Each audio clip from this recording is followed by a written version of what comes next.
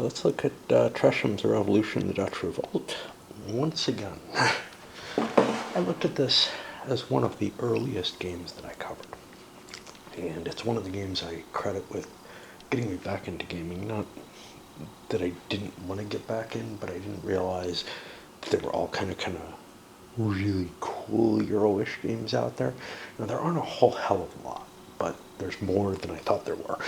And this is one of them. Kind of reminds me a little of God's Playground, which I recently played. Anyway, there's plenty of introductory material in my original video for this.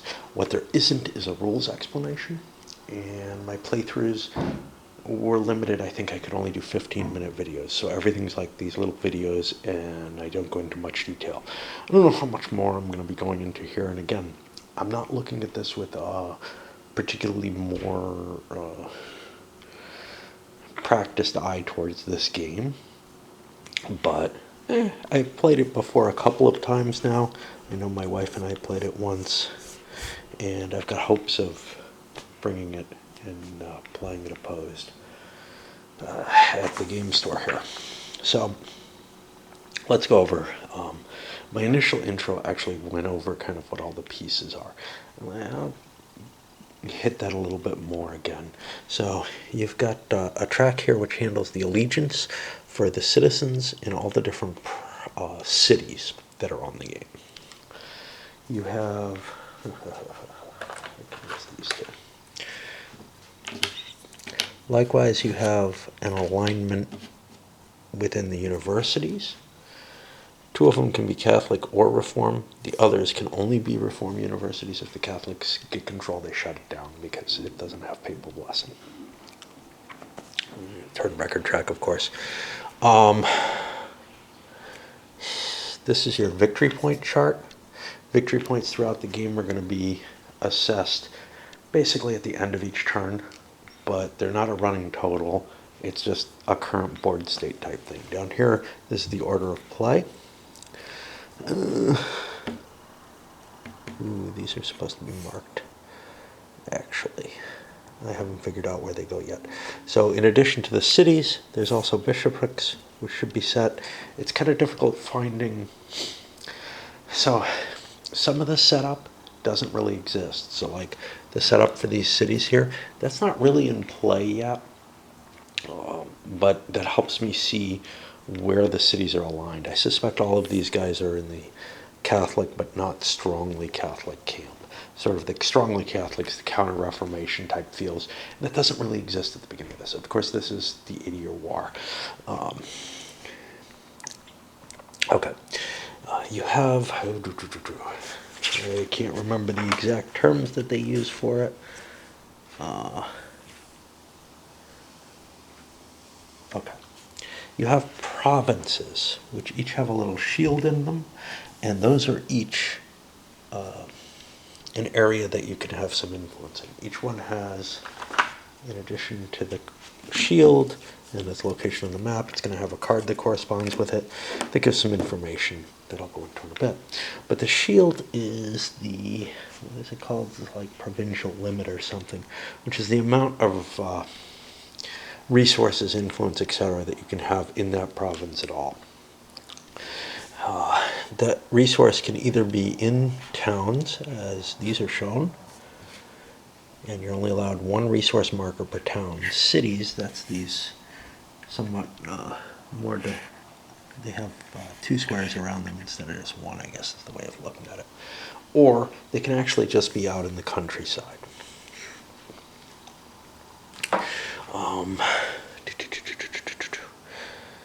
You have some little spaces out here which are places where you can put support in general. The one exception is the water beggars, which are something you can buy. But these are things that you can put support into to gain advantages during the game, and you'll see how they work, but they're sort of like additional spaces to the board that have other operations on them. Whoever ends up controlling provinces gets these cards. Whoever ends up controlling cities gets these cards, and they have their own advantages and produce troops and stuff. Well, not troops. They produce additional influence. You also have these tracks here, which represent The regional series sometimes have more than one province. In some cases, there's only one province in a region. I think like Utrecht is a single province region. There, I believe, is another one. But anyway.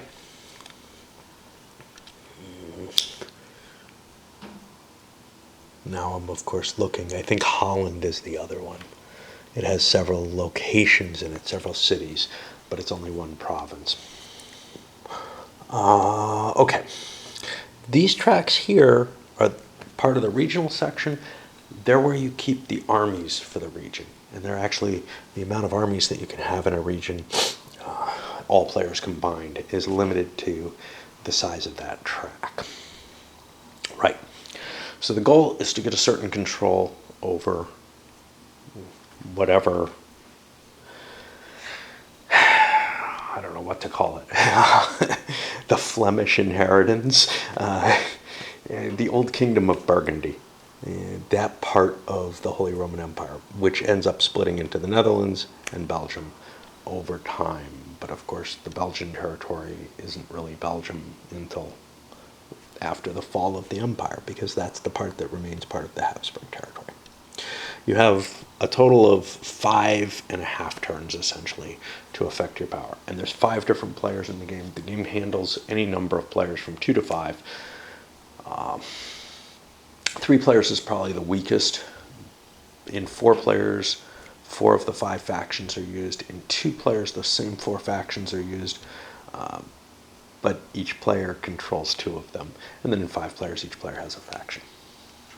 3 player is the most variable, and again, I say the most problematic because it probably gives you the least reasonable picture of the history. This isn't trying to give some kind of really super accurate or detailed view of the history, but it is trying to stick within the confines to a fair degree for a game that's, admittedly pretty Euro-ish.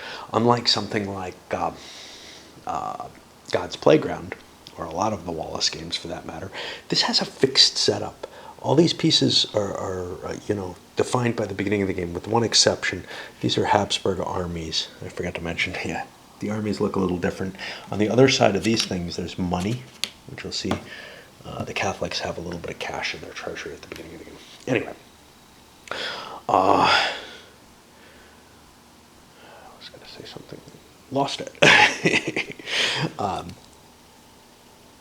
So your 5 factions are listed out here. You have the Catholics, which is really kind of the church power. The Habsburgs, who are looking at a combination of a strong empire and in marriage to the strong church. But they don't have to work with the church. In fact, they can attack each other.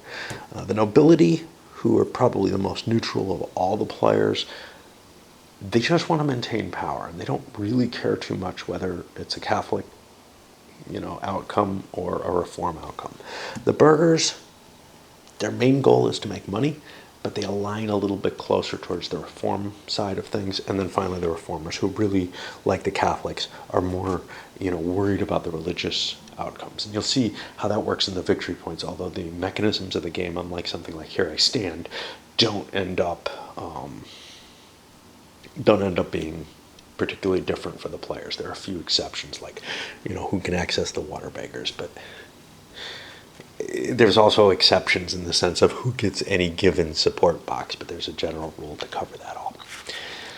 Right then. Okay. The actual cards here, so they have 2 values on them. Well, they have 3 values. They have the name of the province, they have the province limit. This is the victory point value, and it's only a fractional value, but some of the larger provinces have a full, or I think even more than 1 victory point. But I don't know. Provinces may all be ones. They have a full victory point, and if they have a full victory point or more, they have a tax value. Now, there's a hint in the rules, and I don't know, I may have gone over this elsewhere, but that the fractional victory points may not be able to add up to more than 1 point total. I don't know. I haven't been able to figure that out. The rules have some kind of fuzzy points on them, which is strange for a Tresham game. Usually they're pretty well nailed down. Okay. So the setup, like I said, it's fixed. In general, it's people in certain or influence in certain locations, either cities or towns. The ones that don't have influence at the beginning of the game by any player have these gray pieces, which are neutral. The coloration isn't really obvious under the lighting I have, and I can't really put the game under my big overhead light because I'm afraid that the wind will blow cards, and I'm going to need cards for this. Okay. So, the game has kind of two types of turns. Well,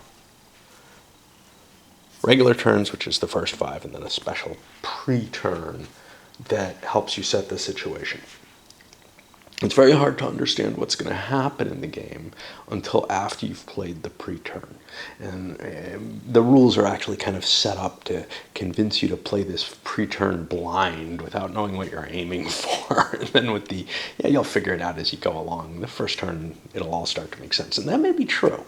It may be a game where there's so much balance of power in position that it doesn't really matter how well you do in the first couple turns, although I remember from playing it previously, certainly 2-player, but from playing it previously that you can get in a position where you're having real trouble being able to affect your will on the game at all, just because you've gotten too weak. So we're going to try to be a little bit more careful. So in that first turn of the game, we have a set order of play in terms of the players that are there. And then you're going to hit a couple of special, a truncated sequence of play, as it were. The first thing that happens is support movement. That's going to move counters from the support boxes into the appropriate place, and they all have specific limitations. One problem with the components of this game, the script writing for the locations is kind of hard to read, and likewise in these places.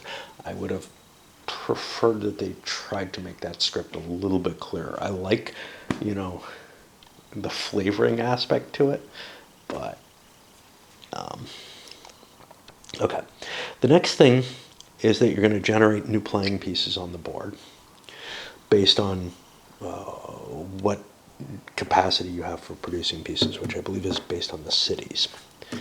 I'm not sure that really... You're going to have to look at that, how that works in the first turn, because, anyway. Then you'll be conducting conflicts. Conflicts will occur when there's too many people, too many influence markers in a single province, more than the province limit. This is similar to the civilization type idea. Hey, you got too many pieces? Okay, then there's going to be a conflict. But once you get down to that number, then it's okay and everybody can survive there. And the conflict is actually handled in a similar to a civilization manner, where weakest guy picks one piece off, second weakest picks the next piece off, and you cycle around until you're within the limit. There might be an overflow. If you've got too many, if after you resolve the conflict with other people, there are still more pieces than you would normally have that are allowed to be had in that area, instead of civilization, which penalizes you for this and kills off your pieces, now this game allows you to spill out into other areas and kind of project your power, from the base that you've kind of created, which is cool. Then you're going to be allowed to reassign your pieces into different towns and cities in order, to represent the kind of control that you want. And basically you can push people out of places, and that's pretty cool, actually. And then we figure out who owns given cities, provinces, bishops, and universities, and what their alignment religiously is. And then finally we count up the victory points at the end of the turn and record that. Now you do have to count the victory points every turn. The reason for that is the player order is basically determined by the person with the least victory points getting the most choice as to where they want to sit in the player order. And there's a particular mechanism that allows that to be done, but that's what it essentially works out to be. Okay, All right, so what are you trying? And then we have a much, much more rich sequence of play for the other 5 turns. As you can see, a lot of different things. Many of them are kind of little, you know, like the water beggars. They have their own special little rule, right? It's a very procedural, many little steps type of rule set. Okay. And basically what happens is each player in player turn order does one of these. Well, you go to one step and each player in player turn order does that step. Then you go to the next step. Each player in player turn order does that step. The goal of the game is pretty much to gather victory points. And each city is worth 1 victory point. Each province is worth victory points as listed on the province.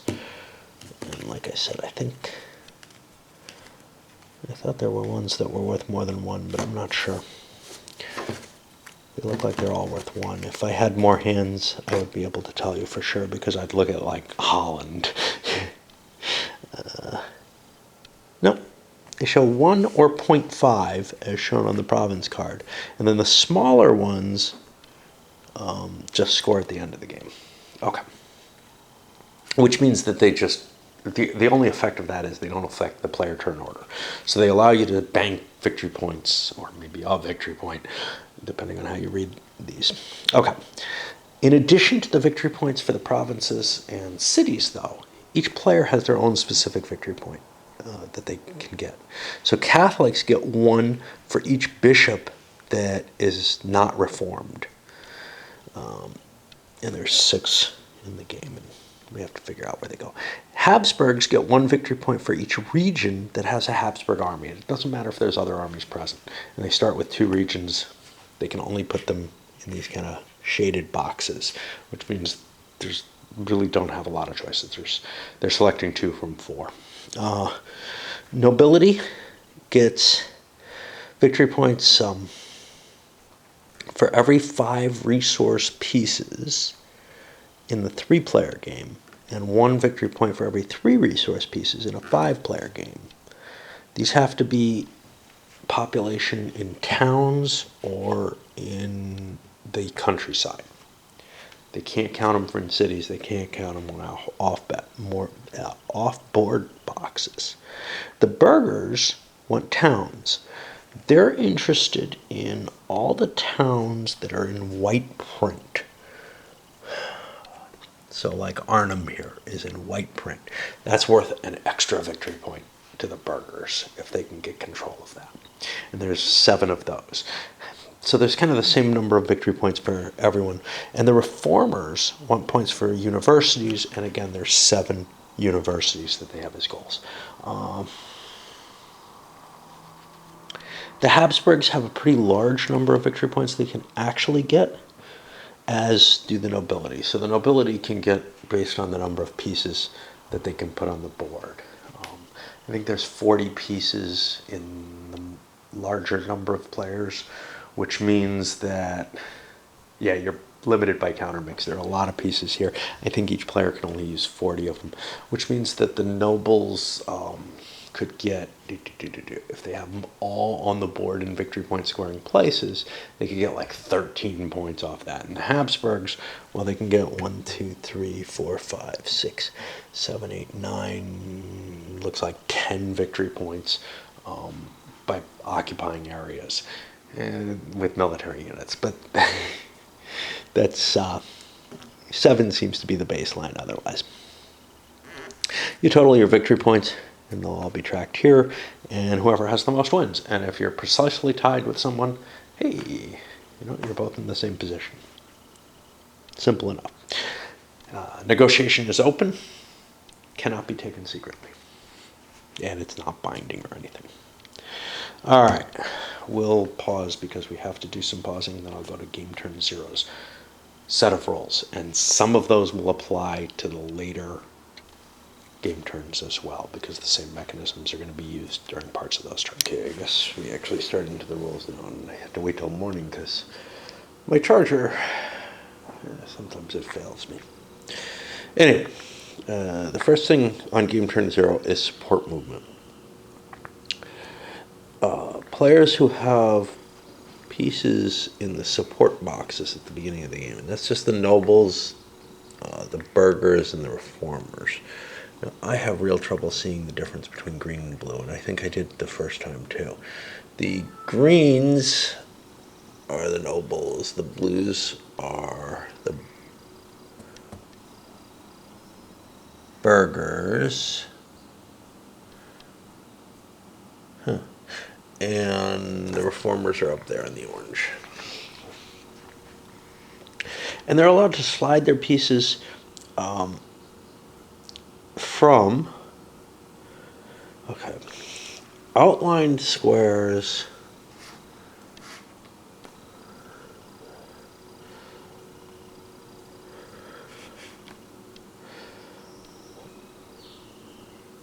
these are just money.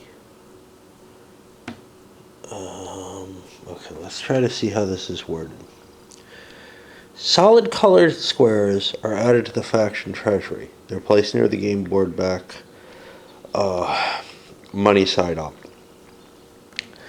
Playing pieces taken from outlined squared are added to the game board. Now, there are limitations to where you add pieces. So, for example, these guys are limited to where there's an existing or future university as sort of the hotbeds of the Reformation. Here, they're limited to Hollands, Flanders, or the Generality. Here, they're limited to these particular provinces as well, etc. And that's just to indicate that each of these support areas has sort of a geographical constraint on, where the troops could actually enter from the external source of that type. And if they're a split space, which many of these are, let's just give a line to that. All the reformer ones that are placed are, these guys are. If they're a split space, you can take them as either money or you can put them into the board.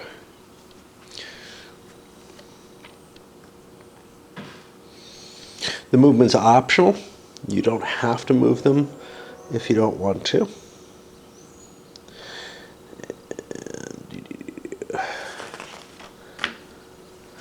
Then you're going to get new units. Now, on the first turn of the game, this is fixed.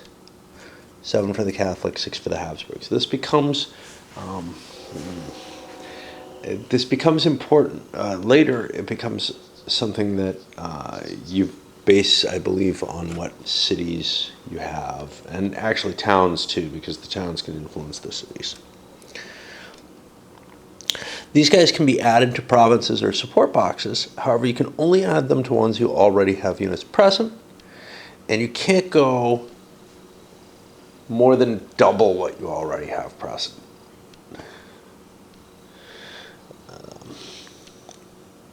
It doesn't say anything about putting them into the support boxes, does it? No, it does say they can go in the support boxes. But you can put any into the support boxes, is I guess what it is. Okay, now you're going to have a conflict section.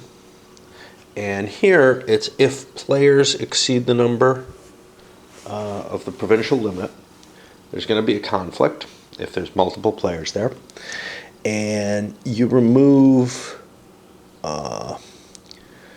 the resource pieces one at a time, starting with the person who has the least there until you're under the limit, or there's only one player left. Right? No. Yeah.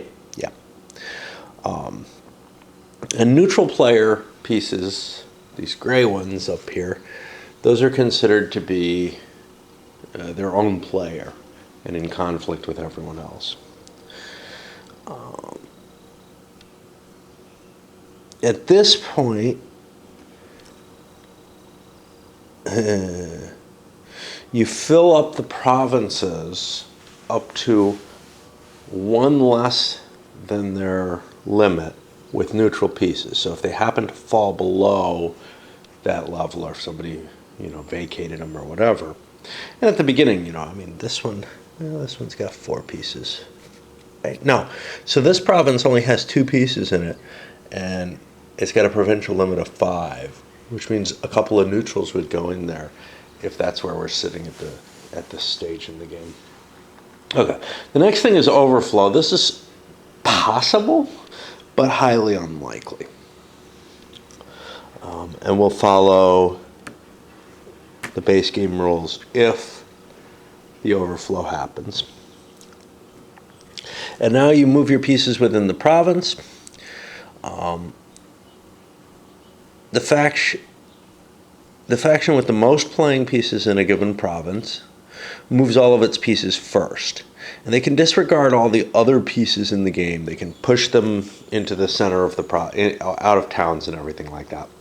And they just put their pieces where they want them.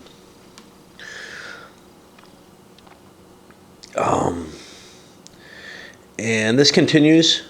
However, you have to respect all the positions that were chosen by people who went before you. Let's see. This is done in player order, right? No, it's done by most playing pieces.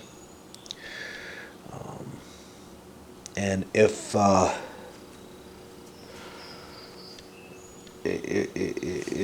there's a tie, you go by the player order presented for the turn, which was spelled out as a rigid value for this turn.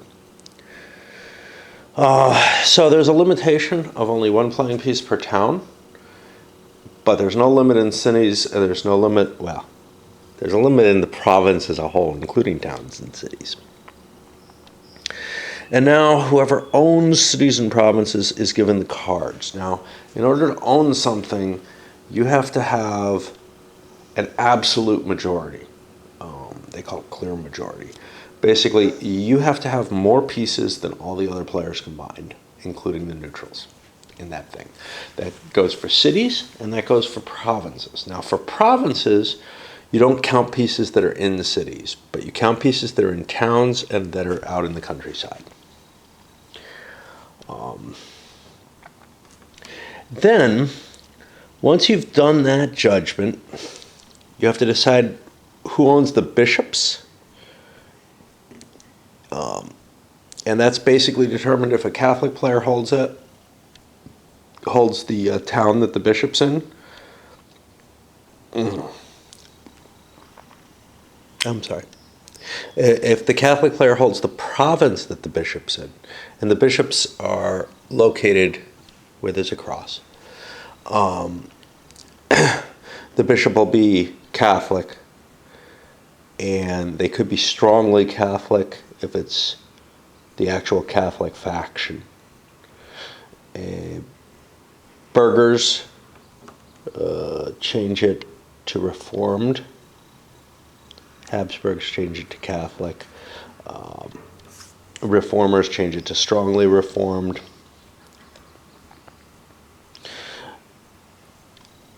Nobles leave it where it is, but they mark it with their own color piece to indicate that they kind of control the area. And then the final is, if it's controlled by neutrals, it actually goes to Catholic, no matter what. Okay. The universities is depending on the faction controlling the town. And Cologne and Leuven, which are the 2 universities at the beginning of the game, are going to be Catholic unless the city or town is burgher or reformer, in which case they become reformed.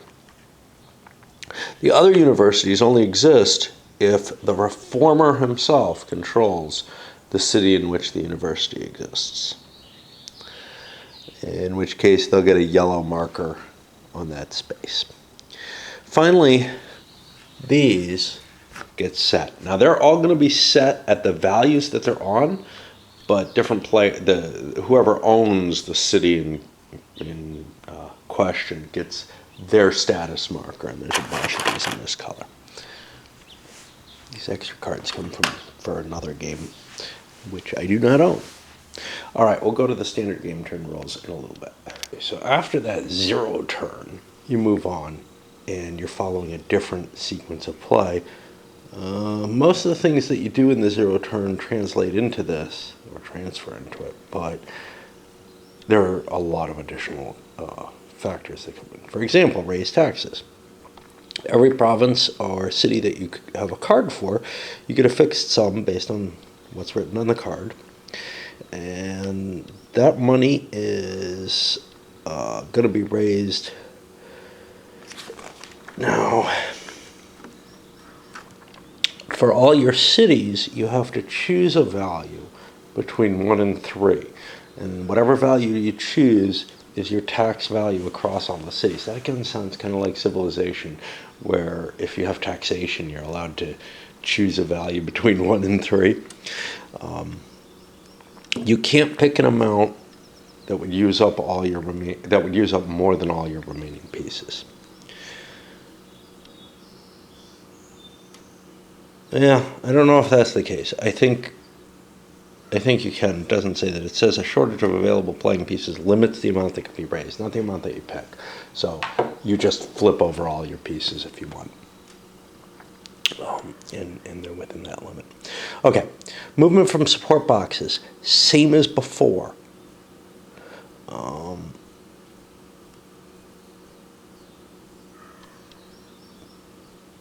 And you're allowed to exceed the province limit, but there'll be a way to clean up any overpopulation that's there. All right, now when the movement from the support boxes to the board is happening, the Spanish treasury can get interfered with by the Huguenots. Each Huguenot can interfere with a single Spanish treasury movement. The Spanish treasury is just always moving the money to either the Catholics or Habsburgs, depending on who places their pieces there.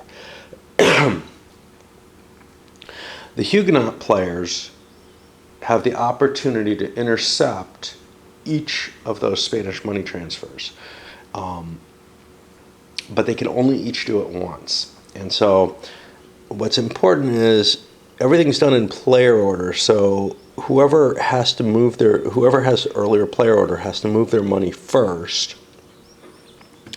And then I don't know which order the Huguenots have an option of grabbing. But basically what happens is whatever piece is being converted into money here gets thrown back into the stock and replaced with a coin of the seizing player. This does not affect the Huguenots except to say they can't seize another money. So if the Spaniards have a lot of pieces in here, they might turn them all into gold and risk, well, it's essentially guaranteed, and lose a couple to other players. But generally, they're not going to have a lot of pieces in there, so any kind of interception is just too expensive, and you just leave your pieces sitting in the treasury.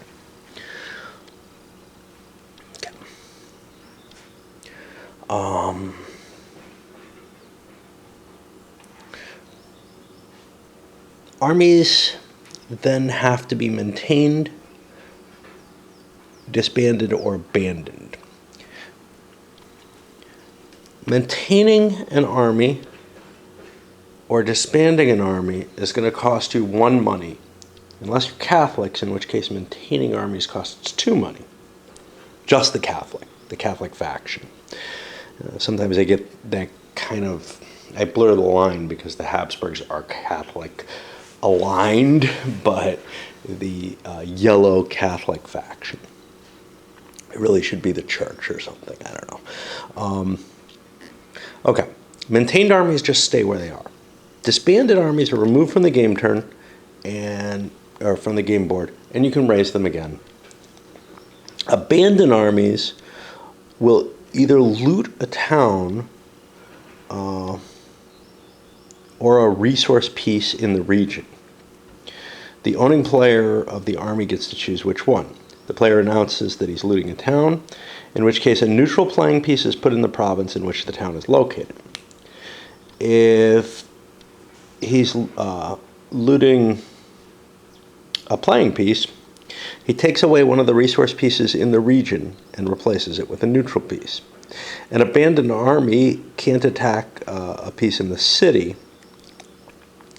The army playing piece is turned over to indicate it can't do anything else, and it'll be removed. The big bonus there is you don't have to pay. The disadvantage, you're creating more chaos. And the Habsburgs, especially the Spanish association here, was having a great deal of trouble coming up with money during this period. So quite often, their troops just weren't getting paid, and they would revolt and turn into freebooters. Next, you can raise new armies. You're allowed to raise a maximum of 3 in a turn. You have to pay for these out of your treasury, and each player has their own army cost. Now, there is a single player aid printed on kind of nice stock that gives you most of what you need to know about the game in kind of a summary. So you don't have to be referring to the rules once you're kind of familiar with it. Those new armies are placed in vacant spaces on the command block. You can only bring armies onto the board if you already have an army in that space, or if you have resource playing pieces in that province. The additions go into vacant spaces. If there's no room, you can't build an army there. All right, armies from different factions then will fight if they're in the command block. If there's only 2 armies present remaining, they have a standoff, and they will not fight. But if there's more than 2 pieces present, and that causes problems in some of these places. They're just too small for a field battle to have any effect. If there's more than 2 pieces present, now this is kind of complicated, but basically factions that are most opposed, not exact. Yeah, I guess it works out that way. So what you do is you line the pieces up: Catholic, Habsburg, nobility, burgher, reformer, and then the pieces on the left, the leftmost piece and the rightmost piece are both removed and killed. And now you reassess the same way, and basically you keep killing off pieces until you get down to 1 or 2 armies, or just one player's armies. Okay, after that, you're allowed to lay sieges. Any city in the region you can lay a siege to. In order to lay a siege, you put an army on top of it. From that point on, resource pieces cannot be added to or removed from the city until the siege is resolved. Cities which are under siege will fall later in the turn unless the water beggars lift the siege. There's no long-term sieges in this game. Armies cannot besiege a city controlled by their own, or in a 2-player game, the allied faction.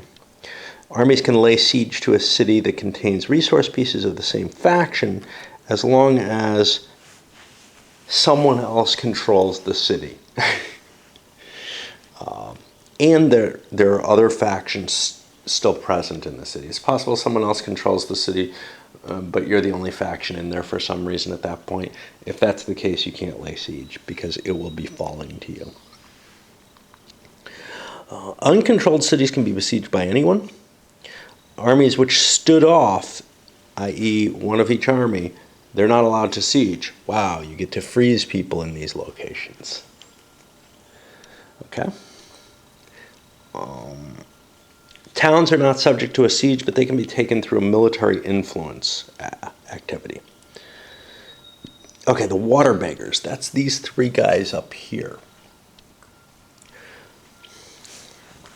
They can be hired only by the burgher or reformer, and they have a limited set of actions which can only happen in a limited set of provinces: Gelderland, Holland, Overijssel, Utrecht, Zeeland, and the lands of the Generality. Basically, I believe it's from here up along the coast, but not as far as Friesland, just to...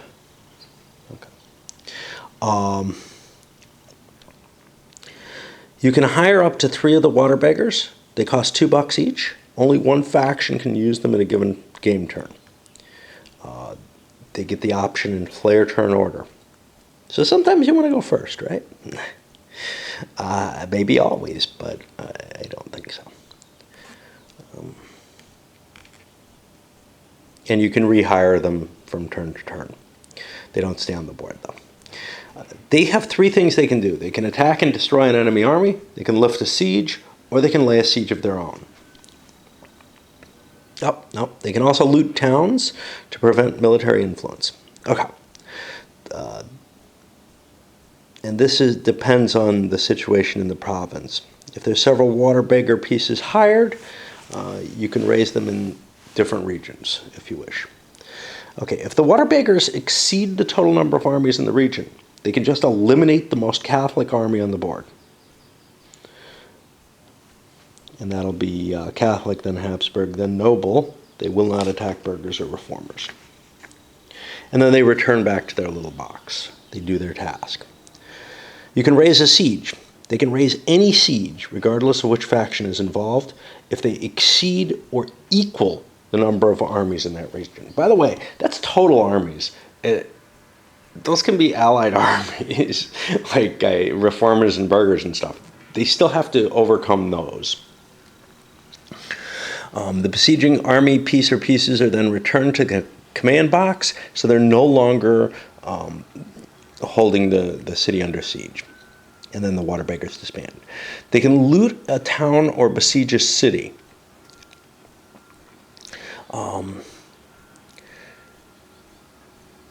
So a water beggar can loot a town. Two of them can besiege a city, no matter who occupies the city.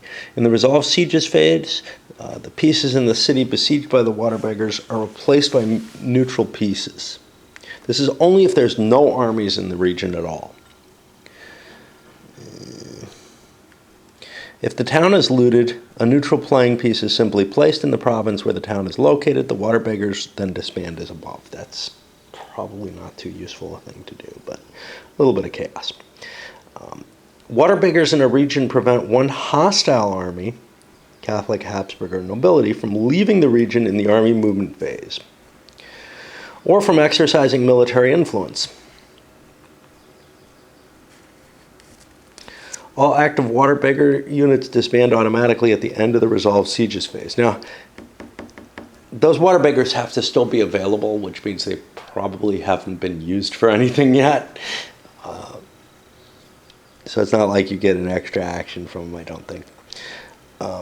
Each army can be moved. Okay, so then we go to army movement. Each army can be moved to an adjacent space, or to a space in an adjacent command block, as permitted by connecting lines on the board. We have these showing what connects to what. This doesn't cost you anything. The armies can be moved out of a standoff, but the presence of water beggars stops the first army from leaving the region. Province limits and resource playing pieces on the game board don't affect the military movement. Okay. Then you have a military influence phase. You can use military influence to convert one other faction's resource playing piece, or a neutral piece, in the region to one of your own color by exchange. The military influence can only be applied to playing pieces in towns or in the country, not those in cities. You remove the piece in question and put a piece of your own color in play. This may not be exercised by armies that are in a command block that also contains opposing armies. Each water beggar prevents one army from applying military influence, and then they disband. Okay, then you're allowed to build new pieces. These will be taken from your stock and placed on the game board in turn order. These are influence pieces. You can put one piece per city card held, plus an additional piece for each city and town that's named on it. You'll see these have a list of supporting cities by the same faction. You get one piece for every town you control, and one piece for every 5 pieces that you have on the game board that's in a province but outside cities and towns. And this will be around truncated. And one piece for each piece that's in a support box.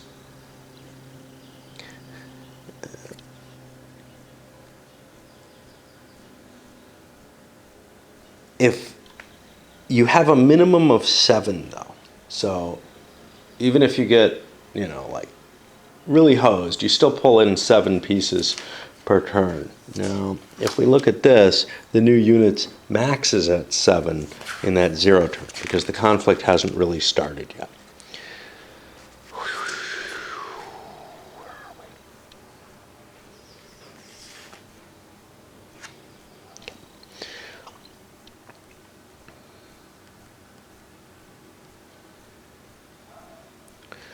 These new playing pieces can be put to provinces in which you already have resource pieces or into support boxes. If you control a province, you may add any number of pieces there. Otherwise, you may not add more than the number already in the province.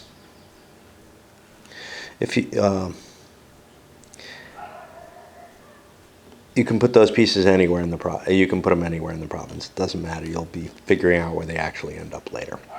Pieces that are added to support boxes can be placed on any space in the box which that faction's entitled to use. There's no requirement that you have other pieces in the support box. The support boxes are kind of cool. First of all, they generate more pieces. Okay, fine. But they also allow you to push pieces into areas you won't be able to move into necessarily. If you get cut out of an area, you can kind of re-invade the board from the support boxes. Okay.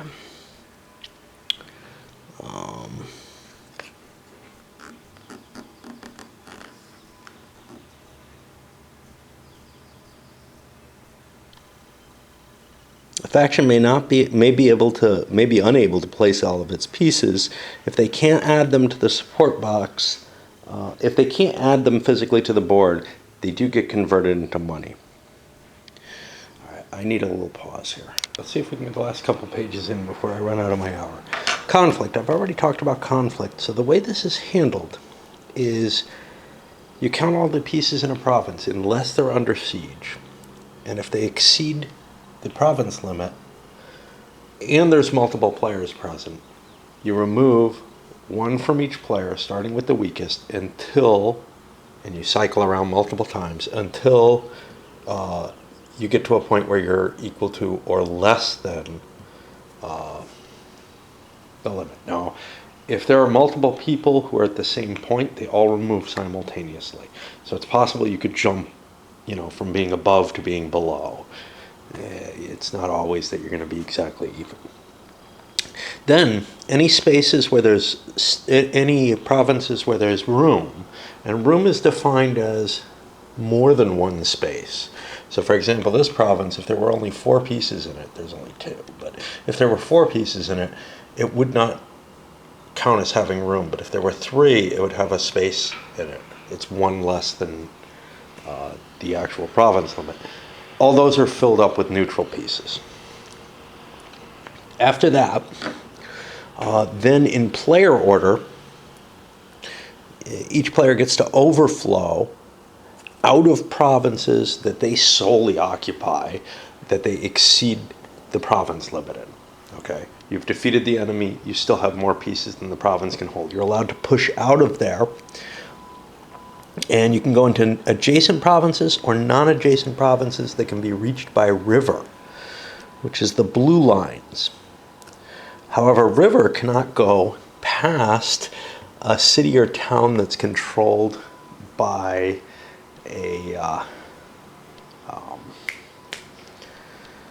another faction. So, conceivably you could shift stuff quite far using the river highways. This is the only time they seem to have any applicability. Okay, nothing on supply for armies or anything like that.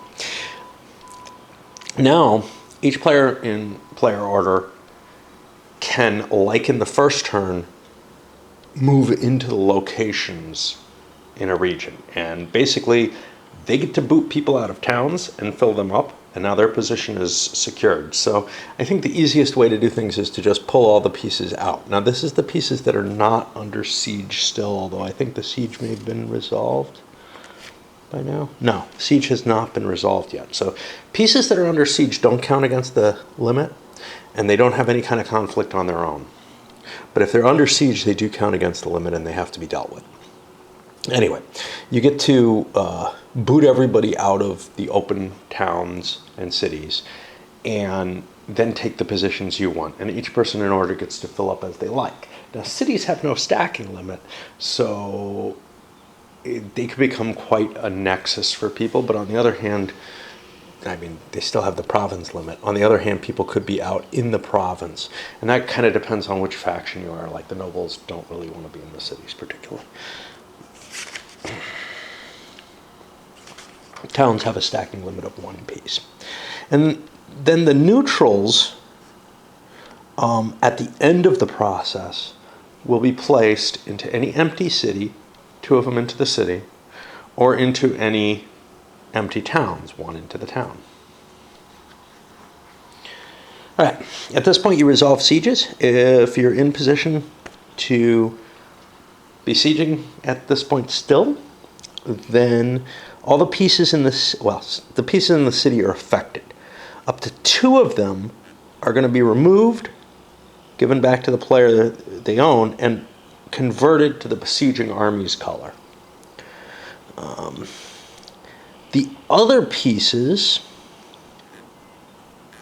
will be replaced with neutral pieces. If you do not have enough pieces to take over the pieces you were supposed to, that actually creates a deficit. Some pieces don't get placed back on the board. Okay, influence. So, I need to break for this one. Several defective starts, just in the sense that my wife came in and just as I was starting. What happens is people are allowed to bid to move these suckers. And you put money on city names on the track. Now you can do this regardless of whether you control the city, whether you have troops in the area, anything like that. Catholic and Habsburgs are going to be moving things to the left. The Reformers and the Burghers are going to move things to the right. And the nobles are going to try to move things to the center.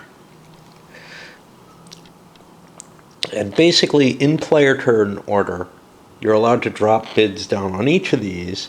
And then the markers will be moved, again in player turn order, with the exception of the nobility, who always go last, 1 space for each unit advantage in the appropriate direction. Okay, now, they talk about that unit advantage in a way that doesn't make it sound like it's an advantage. So what actually happens is you spend the coins, move it in your direction. So if you're going early in the turn, you could bang up against the wall and not get the full advantage, and then it gets negated by the other person's money, which goes forward.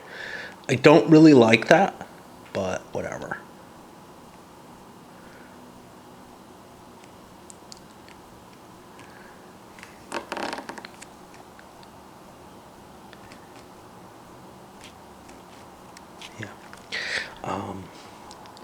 Then, the resource pieces on the city game board may be affected by how the populace is affected. You can bribe the populace, and it really, there's not really anything on the board that can be done to deal with them. However, the populace affects the people, the influences that you have there. And the way that happens is based on the bands on the track, and they're listed here. So here you'd add 1 Catholic unit and remove an anti-Catholic. Here you'd remove an anti-Catholic. And we've got, here you add a reformer and replace all existing units with reform units. So the reform is much more popular. All right, provinces and city cards are given to whoever has the overall majority. For cities, you just count the pieces in the city. Whoever has a strict majority, i.e. more than half, gets that card. If they don't get it. And it just could not be assigned. For the provinces, you count all the pieces that are in towns and the pieces that are just loose in the province. Then you assign bishoprics. Bishops will either be Catholic or Reform. You go through the series of bishops, And they're going to move.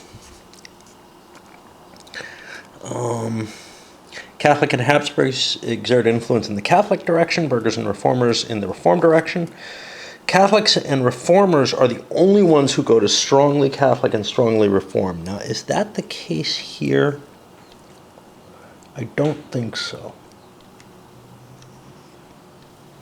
I think it can go all. I think the Habsburgs can drive things all the way to the strong Catholic position, but not in the bishoprics.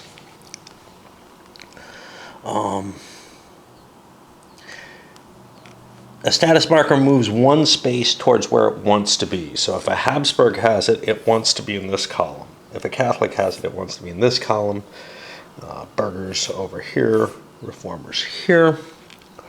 And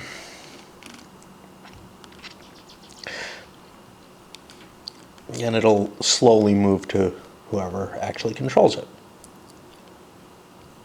And you'll use a combination of information, not just its location, but also a control marker, a status marker of the proper color to indicate who actually, is directing that, for what it matters.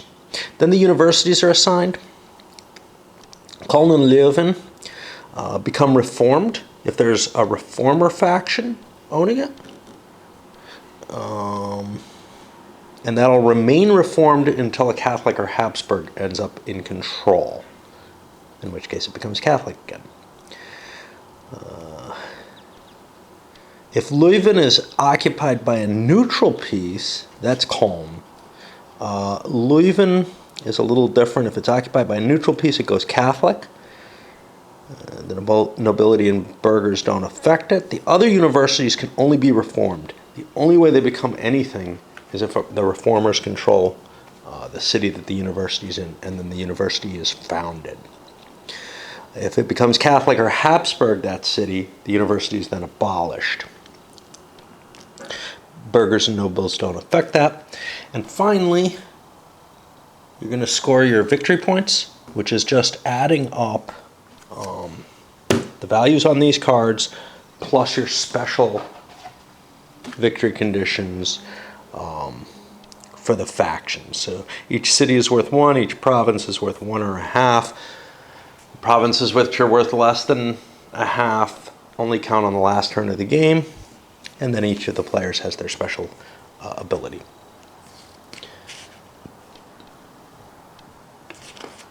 And that's it, really. At the end of the game, you count that extra victory point value. The reason you need the victory point values in between the game, in addition to just kind of keeping track so that you can see what's going on, is to assign the play turn order. And hey, we got it in on time. Anyway, I expect it'll be fun taking a look at this again. I hope my malaise of gaming is somewhat cured by playing something that I remember liking and have an excitement to get back to. And have a reason that I want to look at it, because I finally have people who want to play it opposed, presumably.